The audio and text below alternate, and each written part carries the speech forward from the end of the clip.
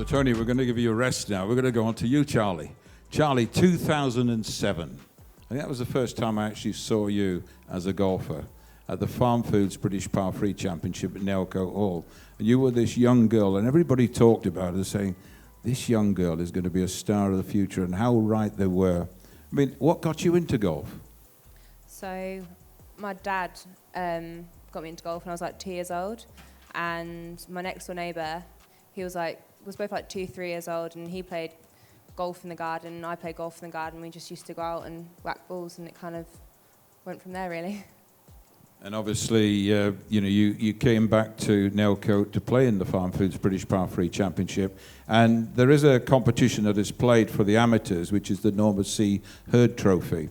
And there were two players that I can think. I mean, there were many players. I mean, people like Tommy Fleetwood, Eddie Pepperell, Robert McIntyre. You know, these are the younger players that played the Wee Wonders. But you came along and you played in the Farm Foods British Par 3 Championship along with Aaron Rye the year before, and you both won it. I mean, how important was it to play the Par 3 tournament, even in your career, because the short game is a big part? Yeah, it's a massive part. Short game is, they say, obviously, drive for show and putt for dough, and that can be more than the truth. But I love playing that event, especially being young and meeting some of the pretty much legends of the game played there, and that's where I met Tony when I was a kid. And obviously growing up when I was like 14, 15 years old, I used to go and stay with Tony and Astrid out in Florida. We used to play out there. I think I stayed there for like 3-4 weeks once, and yeah, I had great fun, and it really, really helped my game. I've got some funny stories.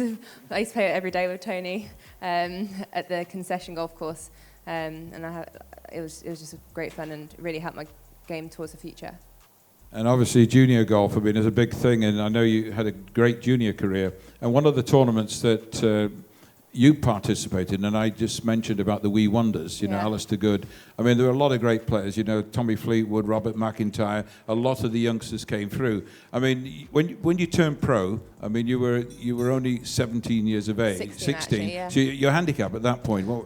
I can't remember. So I didn't really play much junior golf after I was like 11 years old. I started playing in like the British Amateur when I was 11, and I had invites into pro events when I was like 14, 15 years old. I played my first major when I was 15. That was the Craft Nabisco. It's called the Chevron now. It was at Mission Hills, and I think I made the cut and came like 29th.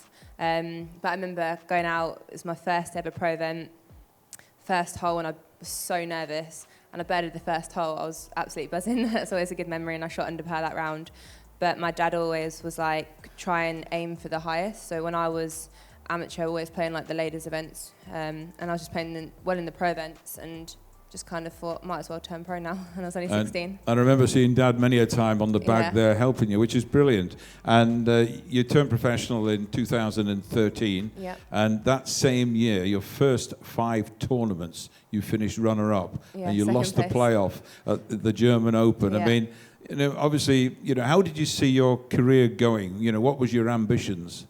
I just love playing golf. Like, on my off weeks, I played 36 holes Monday, Tuesday I played 18 holes, today 18 holes. I just love playing golf. So actually practicing and playing golf is not work to me. So, and I've always been like that since I was younger. And I've always just wanted to be the best golfer that I can be. And I really want to win a major. And obviously last year I come second twice in the US Open and the British Open. And that's my main goal.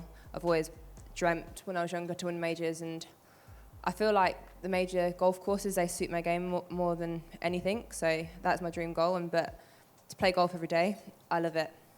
Brilliant. And I mean, in 2014, you were the youngest winner on the Ladies European Tour at 17 years of age, winning in Morocco. And obviously, you know, and also that same year you won the Order of Merit as well. 17-year-old, sort of, you're whipping them all. And, you know, and obviously, you know, I mean, when you're younger, you're always looking up to. I mean, you know, you look up at me and you think, well, I'm just a little bit older. Then you look to your left and you see Tony. You think, oh, he's an old fella. I could have a few little tips of him. Well, you wouldn't want any of me, but there must be people that you looked up to that inspired you. And I know that your manager here, Vicky, I mean, she's an absolute legend. I mean, and she's helped a lot of youngsters. So it's important to have a good team. 100%. And, you know, players that you looked up to. Yeah, 100%. Like, obviously Tiger Woods, when I grew up, was literally like God. You know, you just grew up watching Tiger, and obviously Laura Davis when you was younger, and thankful to having obviously Tony there as well. But I just think definitely in having idols is the best thing, because you just copy them and wanting to be them. Like, I pretended I was out on the golf course, and I pretended when I was 10 years old that I was Laura Davis. My friend James, who was like 14, would pretend to be Seve because he used to hit it everywhere and make crazy good up and downs. But we just used to go out there and have a laugh, and then now you're sitting in the same room as them and playing golf with them. It's pretty cool.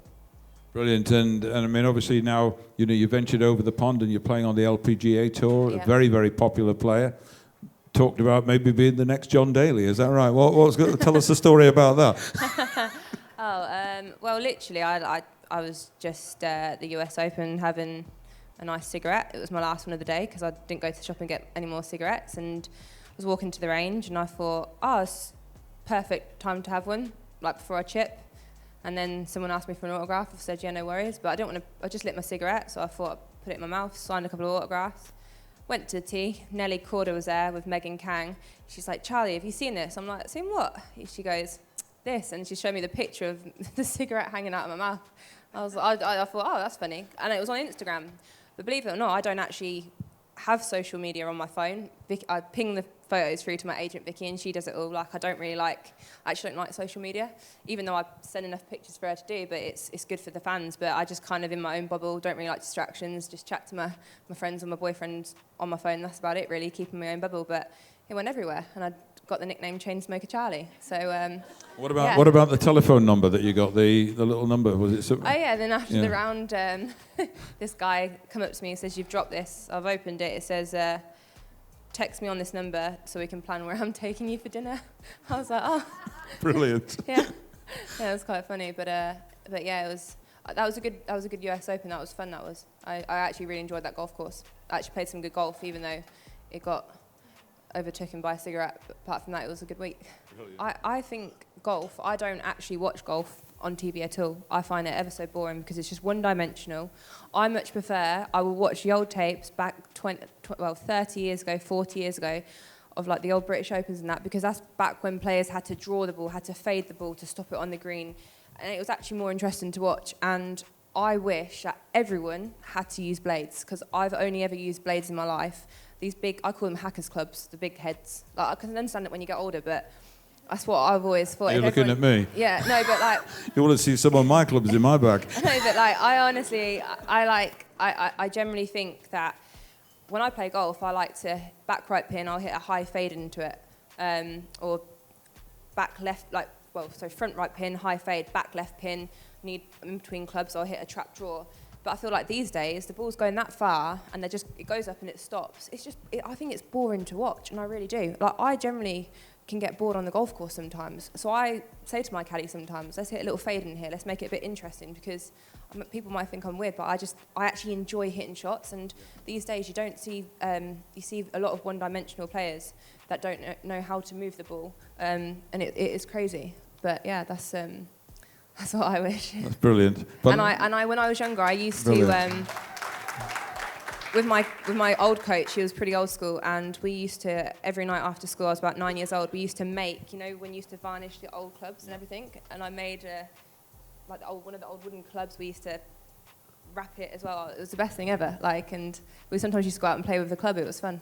Well, I actually take part every so often in the World Hickory Open. Have you ever played with the Hickory clubs? Yeah, I have, yeah. I mean, absolutely brilliant, aren't they? And, you know, the feel and the blades and that. I mean, we played at Musselburgh, and I think you said that when I went in the bunker, I'll never get out, because I had to climb out, I think, in the end. But let's just look at your career as well, because, you know, we talked about runner-up in the Ladies US Open and the AIG Women's Open, and this year it's at St Andrews.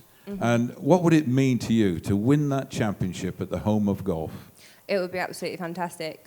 I love playing links with my friends.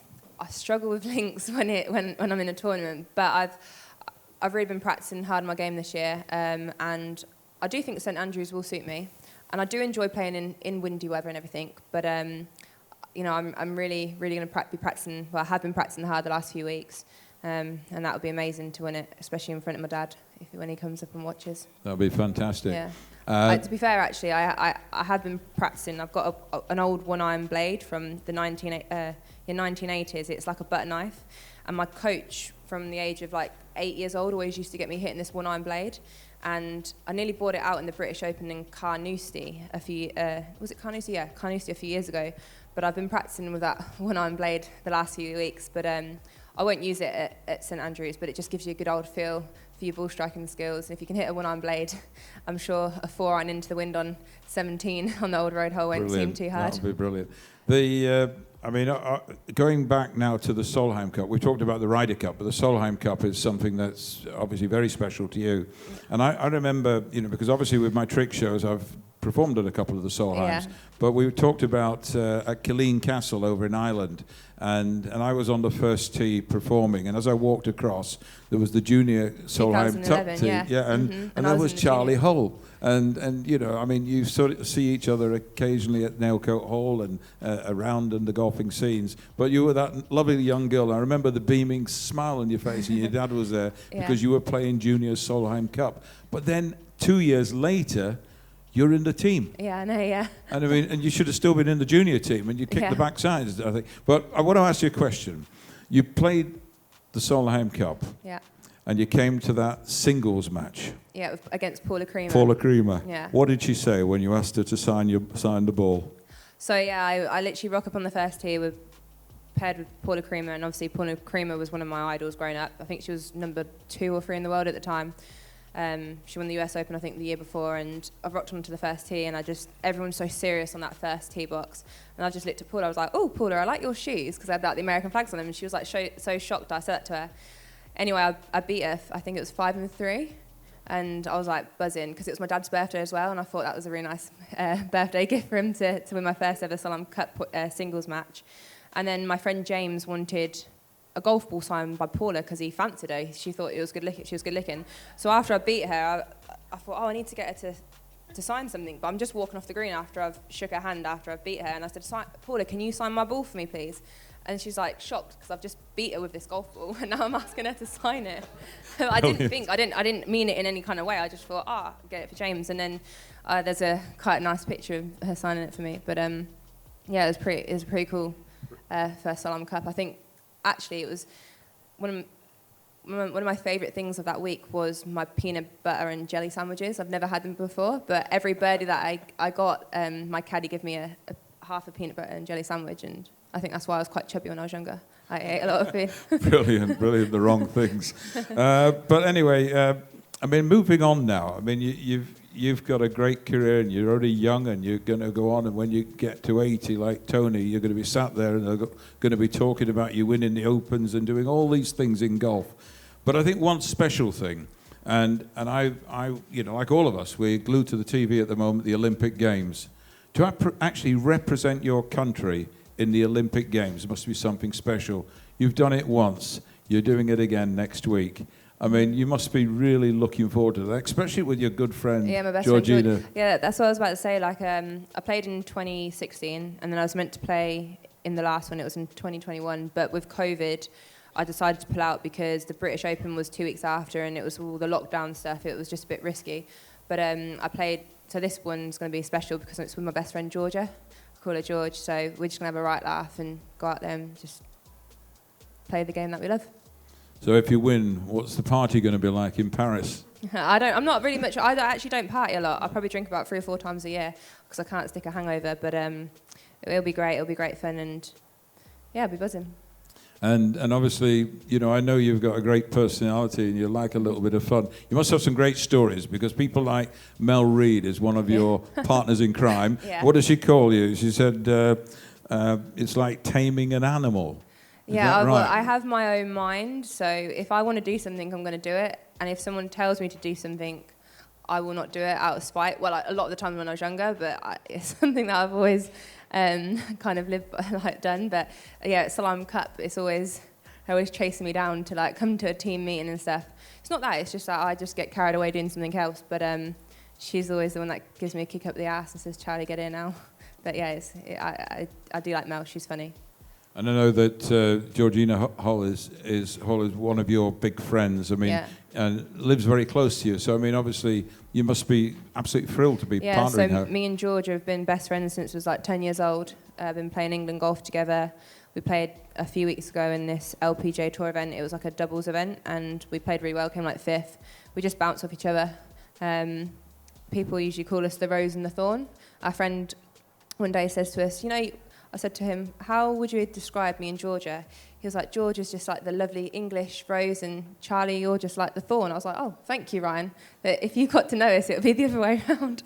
But no, she's a good friend of mine, and I look forward to playing with her in the Solheim, as well as the Olympics. Very good. And I'm sure that we all wish Charlie a very, very successful week next week, because I'll be watching it, and I'm sure all of you will. And the interesting thing is, because I have very good friendships with Golf National, that they have the Solheim Cup, the Olympic Games next week and this week, and then in October they've got the French Open, and they're closing the golf course for 18 months because they're putting the underground under the course. So you go and win it there, and it'll be something that you'll remember for many, many years. And I mean, I think all of us, to see you with that gold medal would be something very, very special. Yeah, it'd be pretty cool. Well done.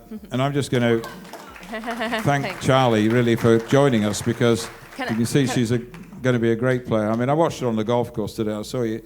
I actually sat at the back of the 10th green, and I thought, well, what's she doing? Because the men are over on the yellow tees, and she's over on the white tees. And I thought, well, I'm going to get my video camera. And I put my video camera, and I thought, right, I'm going to watch this ball, because there'd be nothing better than seeing Charley Hull hit the drive off the 10th tee and pop it in the middle of the green. So I've got my camera like this, and I'm 20 yards over the back of the green, and I don't see the ball, and it comes over my head and finishes. So she's actually from the men's white tee. She's whipped it over those trees. It's gone 30 yards behind the green. And when we had a little chat, and you said, I don't know how I'm going to play this, but you had that touch, and you just whipped it. I've done it well to keep it on the green. Yeah, but you did really well.